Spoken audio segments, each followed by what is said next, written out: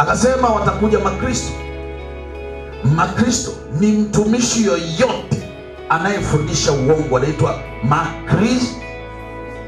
Bwana Yesu mwenyewe anaitwa Makristo. Sasa kitu Makristo wana mambo yao ya Makristo usiyoyajua, ambao si ya mbinguni.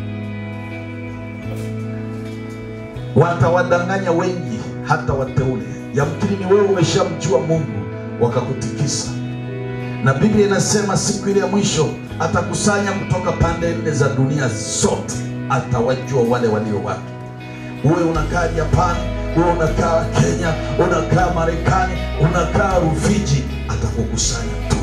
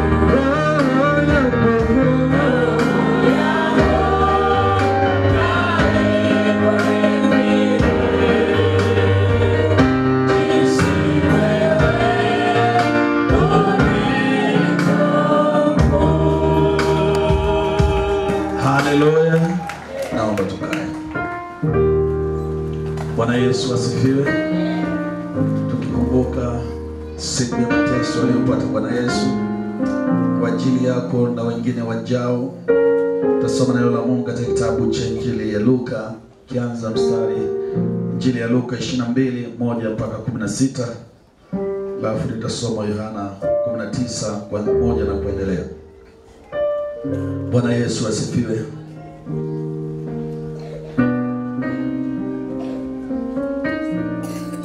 Ikakaribia sikukuu ya mikate isiyotiwa chachu, iitwayo siku ya Pasaka. Narudia, iitwayo siku ya nini? Ukisoma Biblia ya Kiingereza inasema Passover Day. Sawa sawa. Sasa mimi nashangaa siku ya Easter hapo penye mchomoka, na wakuu wa makuhani na waandishi walikuwa wakitarajia kumuua, maana walikuwa wakiogopa watu. Shetani akamwingia Yuda aitwaye Iskarioti, naye ni mmoja wa wale tenashara.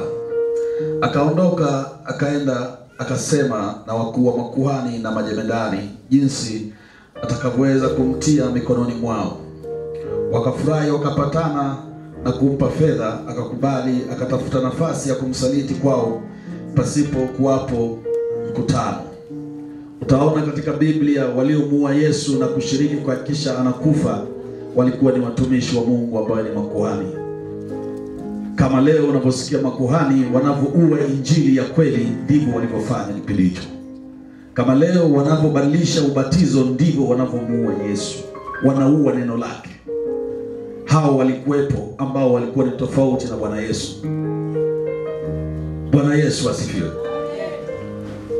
Ikafika siku ya mikate isiyotiwa chachu ambayo ilipasa kuchinja Pasaka. Zamani Pasaka walikuwa wanachinja kondoo. Bwana Yesu asifiwe. Lakini baada ya Bwana Yesu yeye damu yake kutoka, mambo ya kuchinja yakaachana na ibada hizo. Wakabakia ni wachawi ndio wanaendelea kutoa makafara, kama vile wanavyoenda kukuchinjia wewe kuharibu vitu vyako. Bwana Yesu asifiwe. Lakini nakutia moyo, iko damu ya Yesu ambayo ilimwagika kwa ajili hata ya wanaokufanyia makafara. Bwana atafanya jambo.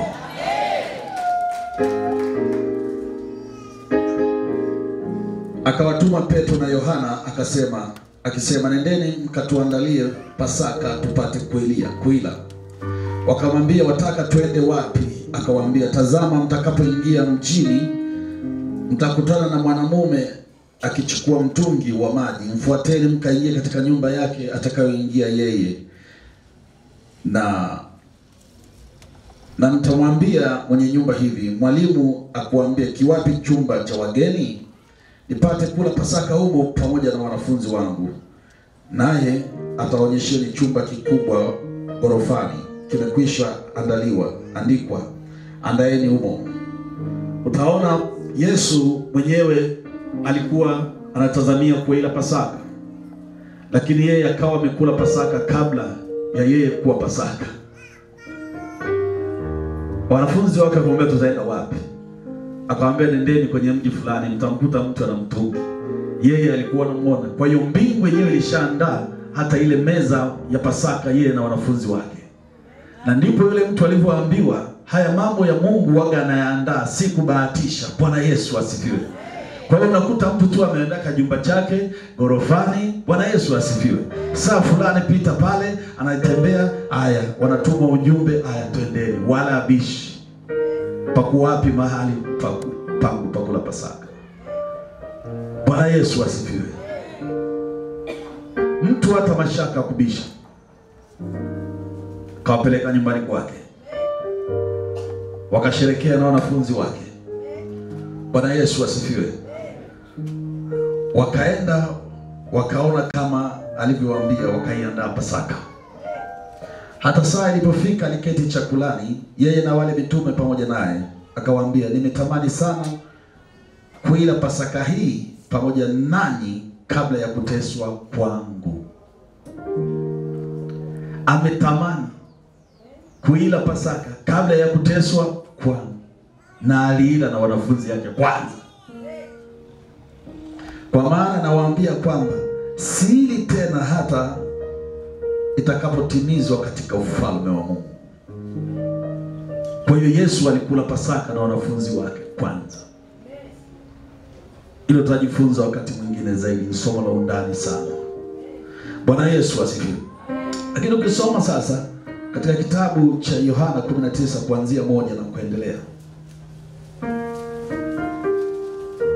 Yesu alijua kwamba atasalitiwa, alijua kila kitu, kama vile alivyojua kwamba kuna mtu kule, kuna chumba kimeandaliwa kitakuwa gorofani na kivyo ndivyo ilivyo. Hata leo anajua kwamba utaokoka, utaponywa na siku moja utaenda mbinguni. Haleluya. Anajua kwamba utamsaliti kama vile Yuda alivyomsaliti, utamkataa, utakuwa jambazi la kiroho. Anajua. Anajua kabisa. Anajua kesho yako. Anajua mwisho wako. Anajua kwamba utazaliwa. Anajua kwamba utakuja. Anajua kama unampenda. Anajua kama wewe sio mnafiki. Anajua. Sasa ni wewe mwenyewe wakati unaendelea na somo, anza kujirekebisha. Yale unayoona hayafai, anza kuyakataa ili kukutana na Bwana. Wewe wajijua mwenyewe. Haleluya. Basi ndipo Pilato alipomtoa Yesu akaingia. Alipomtoa Yesu akampiga mijeledi. Na askari wakasokota taji ya miiba, wakamtia kichwani, wakamvika vazi la zambarau. Wakawa wakimwendea wakisema, salamu mfalme wa Wayahudi, wakampiga makofi. Kisha Pilato akatokea tena nje, akawaambia, mtu huyu namleta nje kwenu, mpate kufahamu ya kuwa mimi sioni hatia yoyote kwake. Ndipo Yesu alipotoka nje, naye amevaa ile taji ya miiba na lile vazi la zambarau. Pilato akawaambia, tazama mtu huyu.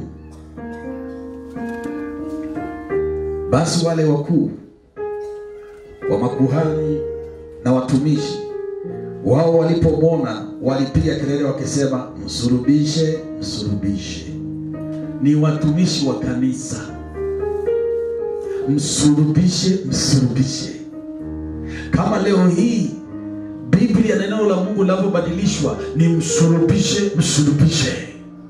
Badala ya kuombea watu bure unachaji pesa, msulubishe, msulubishe.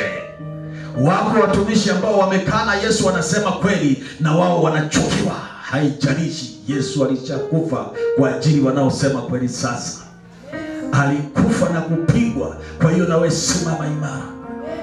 Haijalishi Yesu alipigwa makofi, Yesu alitemwa mate kwa ajili ya wewe. Uje sasa, hata ukitemwa usitikisike. Nitapita katika maombezi. Bwana Yesu asifiwe. Hata wewe ambaye unatikisika, nitaweka mkono wako, hutakaa utikisike tena katika maisha. Ninakwambia hata tetemeko la kuzimu lititimishe, hata majini yatetemeshe, liko jambo Mungu atafanya kwako. Hata maisha yanakutetemeshaje, hata imani inakutetemeshaje, kama mimi nisilotetemeka, Yesu aliweka kitu kwangu, sitetemeke. Nataka na kwako wakisimama wanayeyuka wenyewe. Tazama Yesu, mara Pilato, mara watu, mara matusi, mara makofi. Alimjua baba yake alilomwambia. Hata mimi ninamjua aliloniambia. Mimi si mchungaji yule aliyechaguliwa na wanadamu. Mimi si mchungaji aliyeitwa na familia. Si mtumishi aliyeitwa na marafiki. Si mtumishi niliyeamka nikajifunze kusoma Biblia. Amenituma yeye, najua. Wala sijali na wewe usijali wakakukejeli. Walisema Mungu amwone mfalme huyu anayepigwa na jua barabarani. Wakamwaibisha, wakamtemea mate, wakamdharau, kwa sababu walimuona. Saa ingine si ajabu Yesu alikuwa anakosa mlo. Sio sababu saa ingine Yesu akitengeneza vitu na baba yake wa kumtunza kimwili walikuwa wakikosa wateja wa kuuza furniture. Hawana shida. Mimi nakwambia usiangalie hilo. Yesu aliangalia mimi nimetoka mbinguni, ameniita yeye. Na wewe simama hivyo hivyo. Hata waseme wewe ni tapeli, wewe malaya, wewe hivi Mungu hajakuona wewe mwanamke, ndio amekuona wewe kijana, wewe baba. Mwambie ninamwangalia yeye aliyeniita Tony. Najua wengi mnasurubishwa. Wengi mnasurubishwa. Mnasurubishwa eti ameokoka. Ndiye amekusurubisha. Shauri yao, balaa yao ni mbaya sana. Yeye anasurubishwa anayekusurubisha. Ninachokuambia hivyo, penda kuangalia Mungu mbele anasema nini. Basi nitasema tu, wala hamna ananisurubisha, wala hamna anajaribu, wala hamna anayesimama. Yeye anasema jua liende upande ndo kaniambia. If you want mambo try. Kabla huja try utajua mwenyewe. Wakristo wengi wamekuwa baridi. Uwe Mkristo tu, unajua Mkristo baridi ule ambaye hajaokoka. Ameganda. Amefanyaje? Sasa uwe moto, upokee Roho Mtakatifu, ujazwe moto. Si unaambiwa unapojazwa moto Roho Mtakatifu alafu hujaokoka. Nani kakwambia Yesu ni robo ni fulu? Bwana Yesu asifiwe. Akasema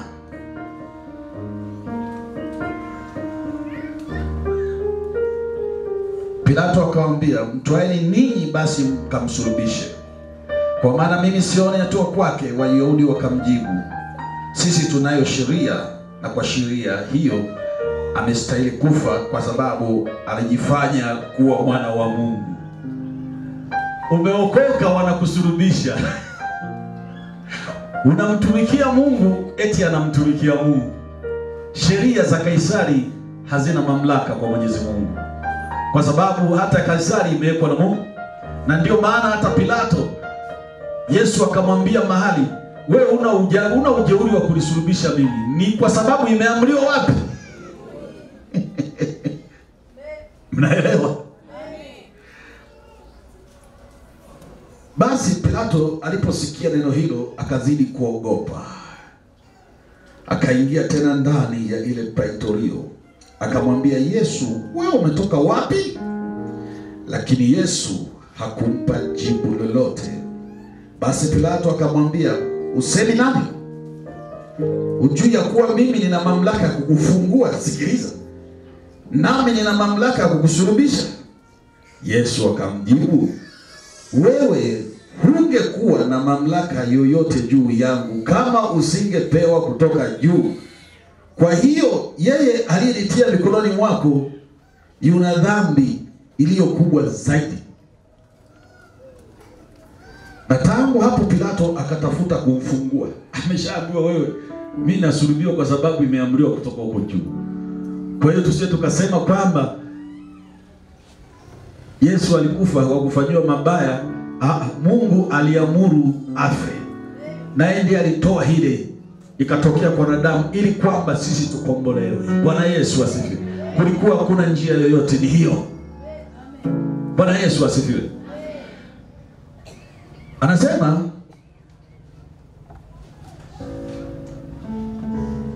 na tangu Pilato hapo wakatafuta kumfungua, lakini Wayahudi wakapiga kelele wakisema, ukimfungua wewe si rafiki yake Kaisari. Kila mtu ajifanyie kuwa mfalme mfitini Kaisari. Kama leo hii kuna mtu anasema nikiokoka nitaachwa, nikiokoka mume wangu ataniacha, mke wangu ataniacha, ndugu watanitenga, my friend. Sasa nitaongea na nani? Kilichomkuta Pilato na leo ujifunze wewe. Hata kuwa sio rafiki ya Kaisaria basi huyo. Na wewe sasa hivi unasubiri siokoki, jamaa atakuwa aongei na mimi. Bwana Yesu asifiwe. Ofisini bosi atanielewaje? Sasa wewe ni Kaisaria au Pilato? Pilato akanawa mikono ili awe rafiki yake. Kama hao wanaomkataa Yesu kuokoka tunapiga kelele na kuhubiri, wamebakia ndio hayo yanaenda kiroho. Bwana Yesu asifiwe. Basi Pilato aliposikia maneno hayo akamleta Yesu nje, akaketi juu ya kiti cha hukumu, mahali paitwapo sakafu ya mawe, au kwa Kiebrania Gabatha. Nayo ilikuwa maandalio ya Pasaka yapata saa 6. Akawaambia Wayahudi, tazama mfalme wenu.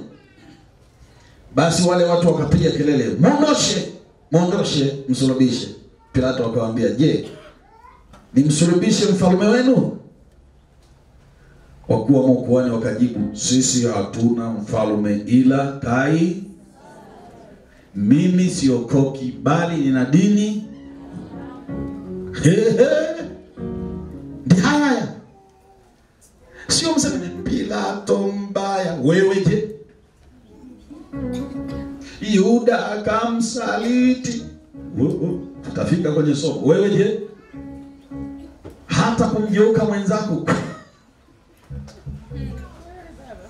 Unamwangalia mwenzako kama kinyonga chini mpaka juu.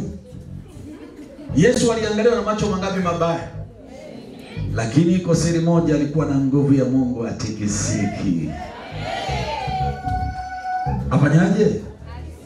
Wewe kidogo, wewe tena kwenye maombi tena. Wewe, Yesu aliitwa shetani, hata matusi ambayo mengine hata hawezi kuyatamka. Hakuangalia hilo, alimwangalia baba yake. Na wewe ninakusii muangalie Mungu. Usimwangalie umezaliwa leo, eti amekuja leo, imekuaje umekuta kwenye mamvi. Hata Yesu alikuta watumishi wenye mamvi. Hakutikiswa, aliangalia kusudi la baba yake mbinguni. Sijui na wewe ofisini, wewe wanakusurubisha, wao ndio watasurubiwa sasa.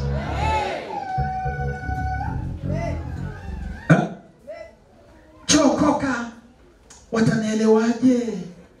Ngoja nifikiri. Pilato akataka kumwacha Kaisaria. Unasubiri Pasaka, naenda kula pilau, naenda wapi? Unaenda kula na unafi. Weka mambo mzuri. Bwana Yesu asifiwe. Haleluya. Basi ndipo walipomtia mkononi mwao ili asulubiwe. Na wakampokea Yesu. Akatoka hali akijichukulia msalaba wake mpaka mahali paitwapo Fuvu la Kichwa, au kwa Kiebrania Golgotha. Wakamsulubisha huko na wengine wawili pamoja naye, mmoja huku na mmoja huku, na Yesu katikati.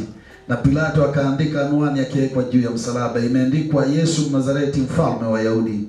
Basi anwani hiyo waliisoma wengi katika Wayahudi, maana mahali pale aliposulubiwa Yesu alikuwa karibu na mji.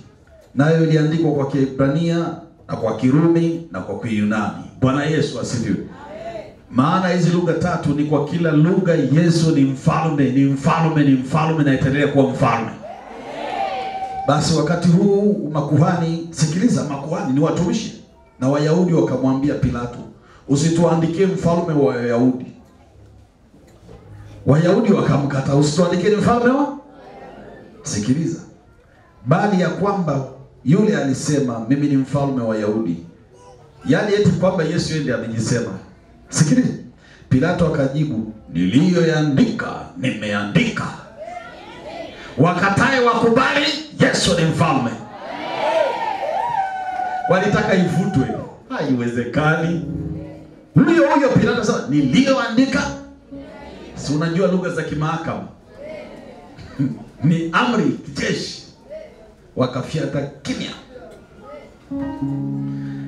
Na askari walipomsulubisha Yesu, waliyatoa mavazi yake, wakayafanya mafungu 4, kwa kila askari fungu lake na kanzu nayo. Basi kanzu ile haikushonwa, ilikuwa imefumwa yote pia tangu juu. Basi wakaambiana, tusipasue lakini tuipigie kura iwe ya nani, ili litimie andiko lile linalo, waligawanya nguo zangu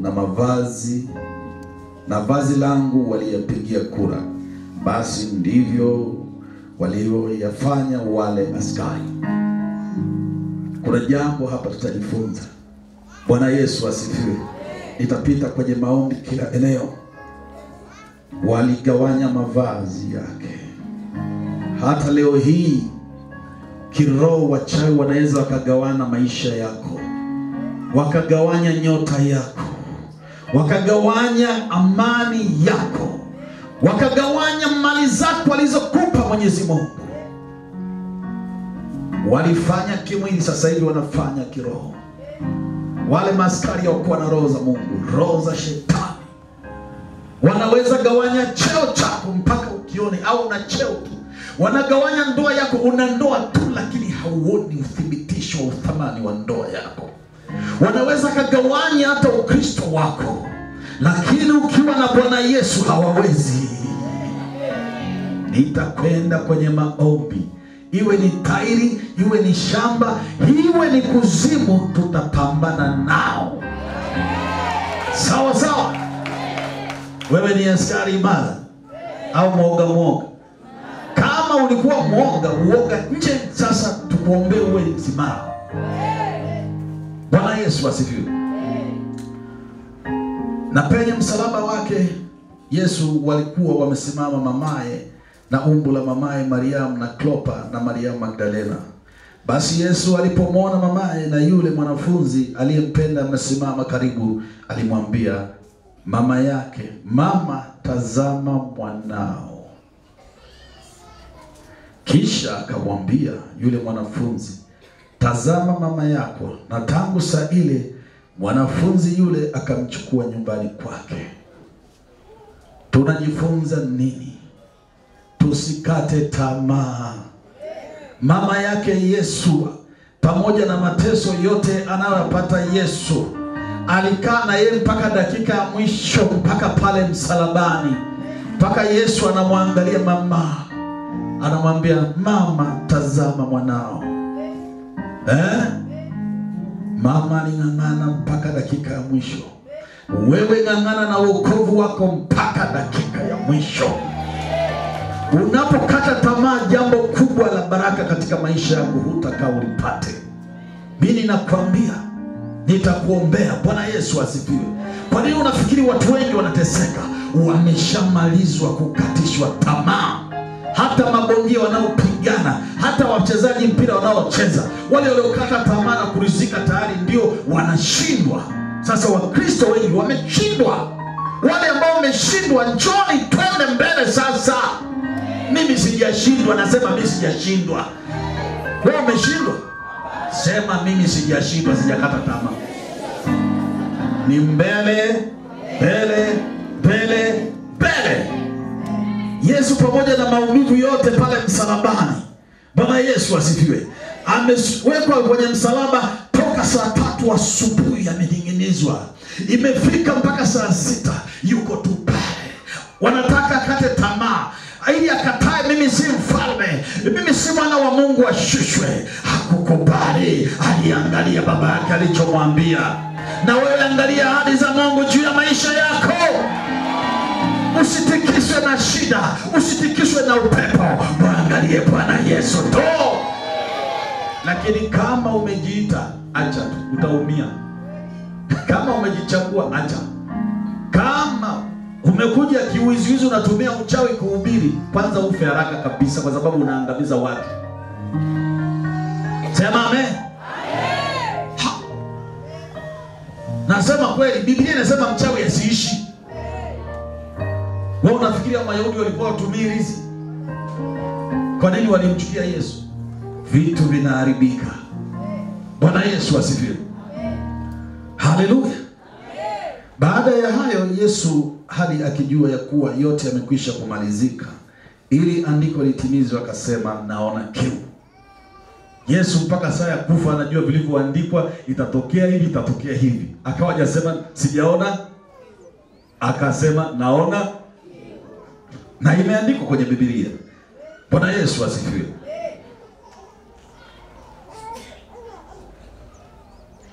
Kulikuwako huko chombo kimejaa siki. Basi wakatia sifongo iliyojaa siki juu ya ufito wa hisopo, wakampelekea kinywani. Basi Yesu alipokwisha kuipokea ile siki, alisema, imekwisha. Akainama kichwa, akasalimu roho yake. Ili wewe ukapone, ili wewe uishi kwa amani, ili wewe ufike mbinguni, ili wewe ukapate kusamehewa, na wale ambao walikuwa wamekufa wakapate kumjua yeye. Wewe hapo mimi nakwambia, unasema unampenda mume wako, mtoto wako. Hebu uambiwe akate kichwa wewe, nani atakubali? Jamani vipi? Ni unafiki.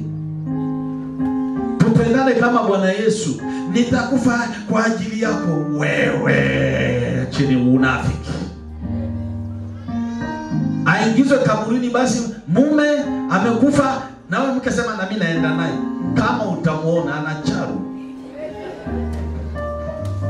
Ulinda mtoto wangu, nilikuwa nakutegemea. Yesu amekufa kwa ajili yako wewe. Kwa nini tusiwe hivyo? Urafiki mwisho kabu. Watapiga na matanga, wanasema imekwisha. Watu wanaendelea maisha mengine. Yesu alikufa kwa ajili yako ili usichome moto, ili usijokateswa. Lakini mambo yamebadilika. Yakaja majitu yanaitwa Makristo. Wanatumia jina la Kristo, ni wanadamu. Lakini Yesu aliita Makristo kwa sababu ni kama vile mtu, nasikia mtu mzuri anaitwa mtu. Likiitwa lijitu sasa na Kristo ni mzuri. Yakaja ina maana ni Makristo mabaya. Unataka kuombewa njona 100,000, hilo linaitwa li Kristo. Ndio haya yanapiga haya changwe, haya changwe. Wewe umekuja na laki ngapi hapa nikuombe? Makristo hayo mabaya. Yako ya kizungu, yako ya kihindi, yako ya kibleki, yako ya kiredi. Nikisema kiredi si Kimasai, wako watu wana sura nyekundu jamani. Hata Masai siku hizo wamebadilika, wanavaa nguo tofauti. Sasa unaweza kusema ni Masai, kumbe Mchaga amevaa rubega. Yesu asifiwe. Haleluya.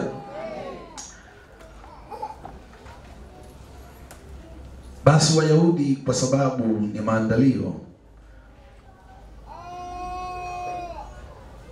miili yake isikae juu ya msalaba siku ya Sabato, maana Sabato ilikuwa siku kubwa. Walipomwomba Pilato miguu yao ivunjwe wakaondolewe, basi askari wakaenda wakamvunja miguu wa kwanza na wa pili aliyesulubiwa naye. Lakini walipomjia Yesu na kuona ya kuwa amekwisha kufa, hawakumvunja miguu. Lakini askari mmojawapo alimchoma ubavu na mkuki, na maro ikatoka damu na maji. Naye aliyeona ameshuhudia, na ushuhuda wake ni kweli. Naye anajua ya kuwa anasema kweli, ili ninyi nanyi mpate kusadiki. Kwa maana hayo yalitukia ili andiko litimie, hapana mfupa wake utakaovunjwa. Na tena andiko lingine lanena, wamtazama yeye waliyemchoma. Imeandikwa atachoma, ndio maana akachoma. Imeandikwa yeye waliye, na ndio maana akachoma. Hata vunjwa mfupa na akuvunjwa, kwa sababu historia ya Wayahudi pale ukisulubiwa, ile la mwisho ilikuwa uvunjwe mguu. Bwana Yesu asifiwe. Wakakuta ameshakata roho. Bwana Yesu asifiwe. Na wakamchoma. Kuna maana yake ya lile neno, damu ikamwagika. Maji ni neno, yakamwagika katika ardhi hii ya dunia hii ambaye ni uzima. Neno hili tunasimama nalo kwa sababu ya yale maji yaliyomwagika. Jamani, tunaelewa? Hakuna kitu chochote kilikuwa kina maana. Damu yake ilikuwa ina maana. Mimba kuvalishwa kichwani ina maana. Bwana Yesu asifiwe.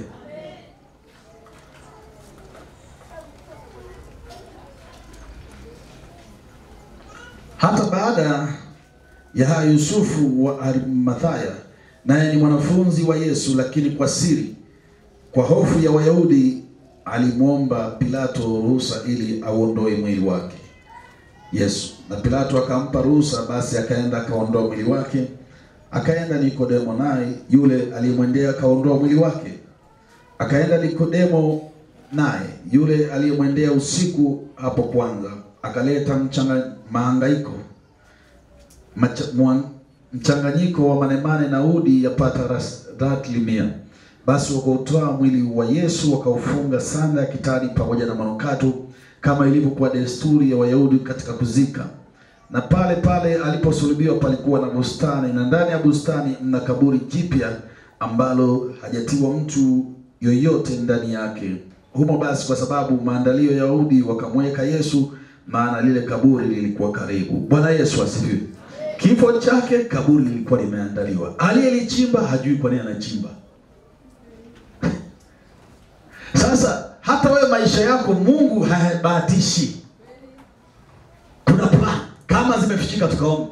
Lakini plan zenyewe sio kwamba ukasulubiwa ukafe. Bwana Yesu asifiwe.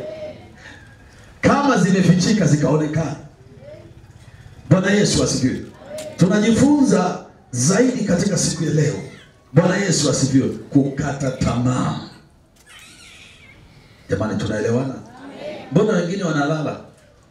Tena usiwe na uchungu. Siku ya leo ni ya kumshukuru Mungu sana na kumtukuza Bwana Yesu, kwa sababu alishinda hili jambo. Alifungwa kamba ili tusifungwe kamba na wachawi tena. Alichomwa na miba ili tusichanjwe usiku wala mchana wala waganga. Lakini twachanjwa, misi chanjwa. Vifungo vimejaa kama Yesu hayupo. Shida mmekutana na Makristo. Kwa hiyo ukiwa na Makristo utachanjwa tu, utaibiwa tu. Bwana Yesu asifiwe. Sasa Yesu hakuja kuleta amani, alikuja kuondoa mvurugano wa kweli. Maana Yesu ni kweli, neno lake ni kweli. Bwana Yesu asifiwe. Alikufa kweli, akafufuka kweli. Bwana Yesu asifiwe. Wakaweka mwili wake kaburini tusizikwe na mashetani na mapepo.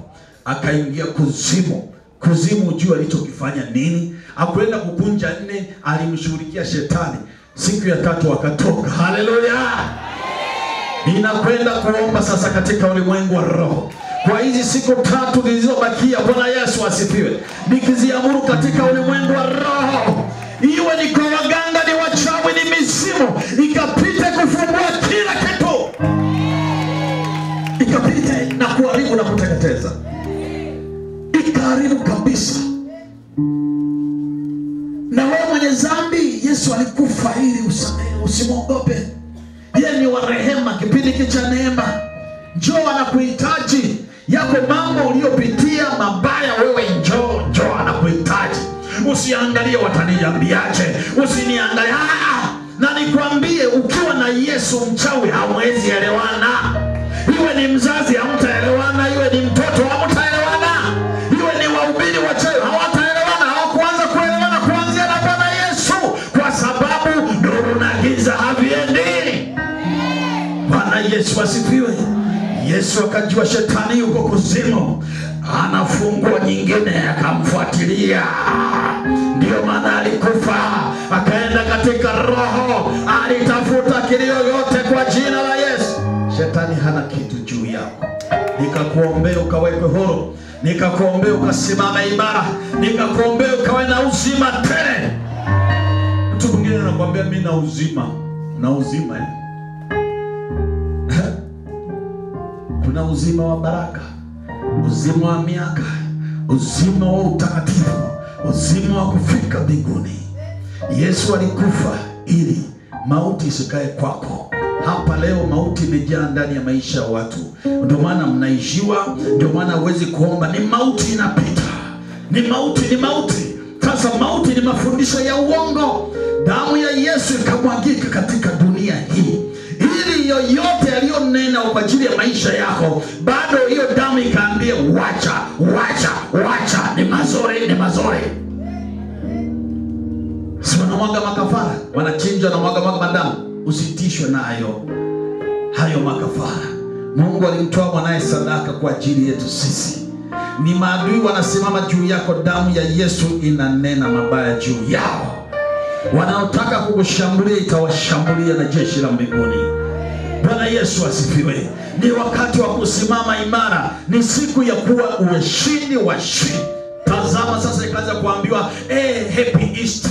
Jamani, Nani aliyewalonga nyie watu wote mlioumbwa na Mungu? Soma vitabu vyote, hakuna kitu inaitwa Easter imemuumba Yesu. Hakuna.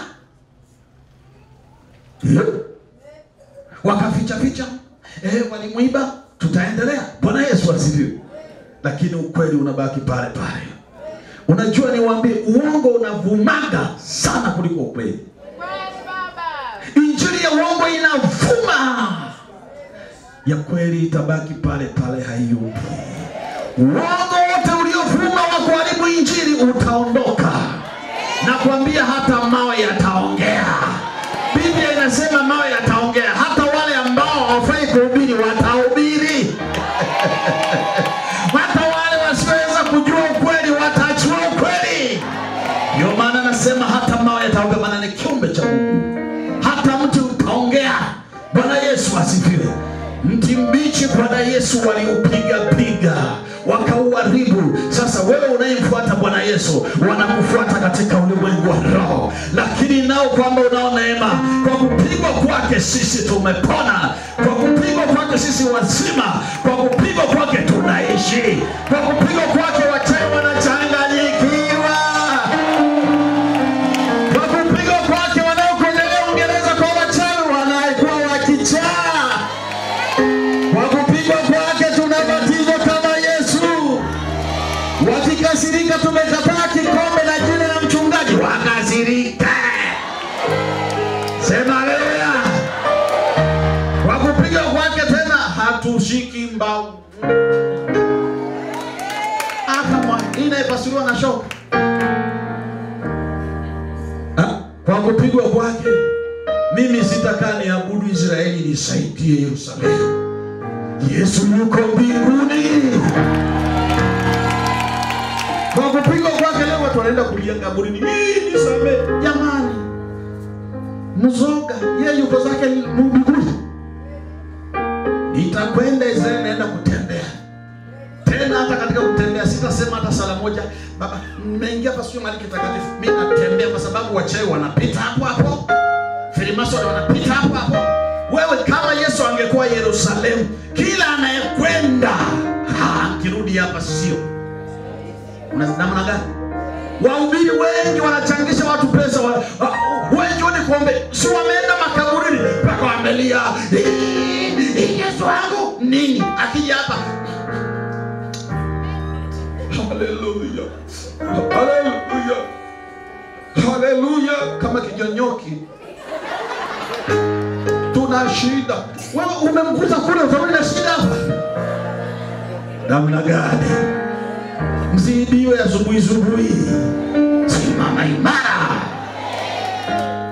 kama ndao Bwana Yesu. Naenda Yerusalemu, mji mtakatifu. Wako tena. Umeshaambiwa Yerusalemu inasamehe mtu. Israeli inasamehe mtu. Hata weka kabendera hakakusaidii chochote. Hata weka kwenye gari. Mimi nikifikiri unaweka bendera ya Yesu katika ulimwengu wa roho, unaweka kama mapambo tu hii. Wewe unavoenda Israeli kama unaenda Serengeti kuangalia nyumbu. Mfalme yuko mbinguni. Hayuko kaburini. Hata teswa tena. Hata ule msalaba aliyesulubiwa haukusaidii. Allah akakata roho, pasua likapasuka. Hata hapa naenda kwenye maombi. Kuna watu wamewekewa mpaka katika maisha yao. Hangine hamna kwenda mbinguni. Ndio maana zamani ilikuwa ukienda kuomba lazima uende kwenye ofisi umwambie mtu nisamehe. Hapana. Omba tu Bwana anakusikia sasa.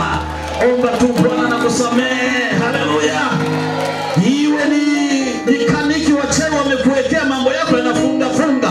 Ninaenda kuita upako wa Mungu kachane. Haleluya. Na nitakwenda kuwekea mkono. Utasimama. Wakubali, wakatae, nongwa. Bwana Yesu asifiwe. Magonjwa yatatoka. Embu samehe. Yuko mtu ataje kusamehe. Embu samehe Bwana awainge. Yesu hata anakata roho, yani aliyekewa kwa zike, anatukanwa, roho yake nyeupe tu na kaenda. Hii roho ya kuto kusamehi, unajiwekea nongwa. Unajiwekea? Nikisema Kiswahili nongwa mnaelewa. Unajiwekea mlango. Hata kama mtumishi amekuibia, kwa kukudanganya, wewe msamehe, hiyo na kazi ya Bwana. Tena ukifanya Bwana ndio utamwachia apige, haswa nyoroshe. Sema nyoroshe. Wapewe discipline. Lakini discipline nyingine ni mdomo, hii nasema kweli tu. Hii discipline tatoa mabomu kwenye ulimwengu, roho ikapiga wachawi na kambi zao zote. Kinyume hapo watu wanakufa tu, watu wanakufa tu. Sasa imekuwa kanisa ni biashara, ni nini? Hakuna udhihirisho kama Mwokozi alikufa, kama Mwokozi aliteseka, alitemewa mate ili kanisa lisiumbe, ili wewe usiumbe. Wewe ndio kanisa. Sio unakuja mama nani John wangapi mnakuja, haleluya, piga makofi, wanakila kipiga mkome, peleka kwa mashetani huko. Nataka ufanyie Mungu, ufanyie roho yako inavyotaka. Mambo kuja kuambia wangapi wenye kelele wanatoa 40,000. Naona jiangalia mbele ya watu. Uongo. Mimi mwenyewe nilikuaga kelele. Kimetoka na sijapata baraka hata hii. Nilirogwa, niliporomoshwa, nilitumikishwa. Situmikishwi sasa tena. Nakutia moyo. Usiogope. Mtumishi, chunguza ni Mungu kweli yupo naye au Mungu. Yesu alimtisha. Wewe ni Mkristo, unaweza kuwa unatishwa na makuhani na Masadukayo, unajifanya utusikii. Tumekuambia tupe ng'ombe zako zote, Bwana anazitaka. Haya, Yesu alimaliza, hakuna mambo ya kunyang'anya watu. Sawa sawa. Naomba simama. Oh, haleluya. Yu Bwana, yu Bwana.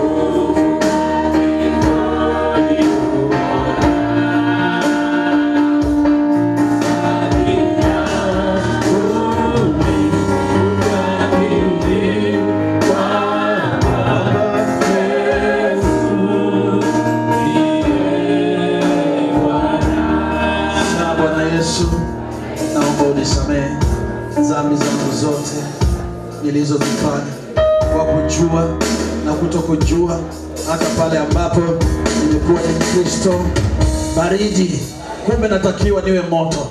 Nikawa baridi muda mrefu, nikachekwa na Pilato na Kaisaria. Oh Baba, sitaki uhusiana nao katika ulimwengu wa roho, mapepo na majini. Bwana Yesu, nakuomba uandike jina lao kwenye kitabu chako cha uzima wa milele. Wewe ni mwamba, wewe ni mfalme, wewe ni mfalme wangu. Wayahudi walikukataa, mimi ninakukubali. Yesu wa Nazareti. Mungu, ninasema ni asante, nikiwabariki na malaika na maserafi na makerubi, hata ambao walikuwa na Bwana Yesu kipindi kile, katika jina la Yesu. Kupitia wakati ule, mimi leo nimepona. Mimi leo ninaokolewa. Mimi naombewa bila pesa. Mimi ninawekwa huru katika jina la Yesu. Amen. Akasema watakuja Makristo. Makristo ni mtumishi yoyote anayefundisha uongo, anaitwa Makristo. Bwana Yesu mwenyewe aitwa Makristo. Sasa kitu Makristo wana mambo yao ya Makristo usiyoyajua, ambao si ya mbinguni. Watawadanganya wengi hata wateule. Yamkini ni wewe umeshamjua Mungu wakakutikisa. Na Biblia inasema siku ile ya mwisho atakusanya kutoka pande nne za dunia zote, atawajua wale walio wake. Uwe unakaa Japani, uwe unakaa Kenya, unakaa Marekani, unakaa Rufiji, atakukusanya.